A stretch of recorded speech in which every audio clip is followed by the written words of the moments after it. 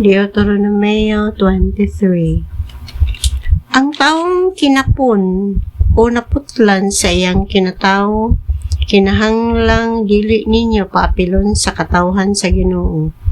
Kinahanglan hinginglan gikan sa katawhan sa Ginoo ang anak sa dili kinasal bisan ang mga kaliwat niya hangtod sa ikanapulo kakaliwatan. Ayaw usab paapila sa katawhan sa Ginoo ang mga Amonihanon o ang mga Moabihanon bisan hangtod sa ikanapulong kaliwatan, kay wala man kamo nila hatagig pagkaon o tubig sa dihang nagpanaw kamo gikan sa Ehipto. Gisuhulan ninyo Hinuo nila si Balaam nga anak ni Beor nga taga Peor sa Mesopotamia sa pagtunglo kaninyo, apan wala patalinghugi sa Ginoo nga inyong Diyos si Balaam, o gihimo hinuo niyang panalangin ang mga tunglo ni Balaam, kay gihigugma man kamo niya. Ayaw kamo pagbuhat og bisan unsa nga makaayo o makapauswag kanila. Ayaw ninyo likayi ang taga-Idumea, kay inyo silang kadugo, ingon man ang taga-Ehipto, kay nakapuyo man kamo didto. Ang ilang mga kaliwat gikan sa ikatulos kakaliwatan makasulod sa inyong panagtigom. Kung atuak kamo sa kampo panahon sa gubat, likay ninyo ang bisan unsa nga hugaw. Kung may usa ka ninyo nga gigulaan o binhi sa panahon sa iyang pagkatulog, kinahanglan nga mogawas siya sa kampo o dili mo balik. Hangtod sa sunod nga hapon human siya makaligo. Unya inigkasalo sa adlaw makasulod na siya sa kampo. Pagahin kamog dapit gawas sa kampo nga butangan sa inyong hugaw. Kung malibang kamo, pagkugkug kamo sa yuta, pinaagi sa usa ka kahoy o sa inyong hinagiban o inigkahumat ninyo kalibang tabuni kinig yuta. Kay ang Ginoo nga inyong Diyos musuroy man sa inyong kampo aron pagluwas kaninyo o pagtugyan sa inyong kaaway nganha kaninyo.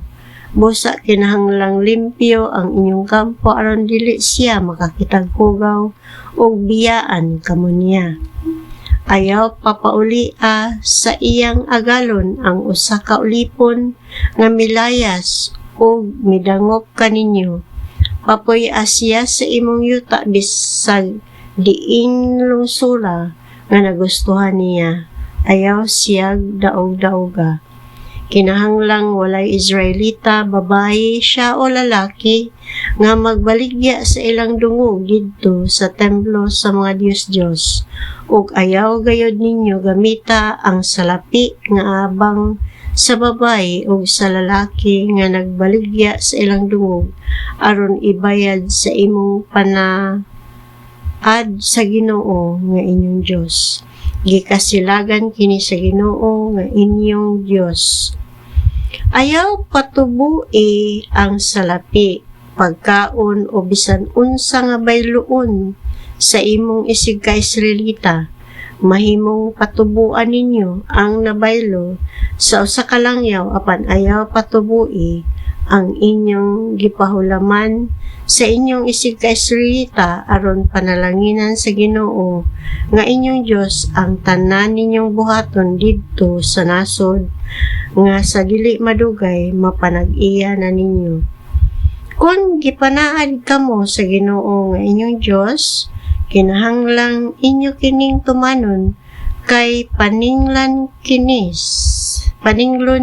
sa Ginoo ug sala ang dili pagtuman ini. Apan kung dili kamo manaad, dili kamo makasala.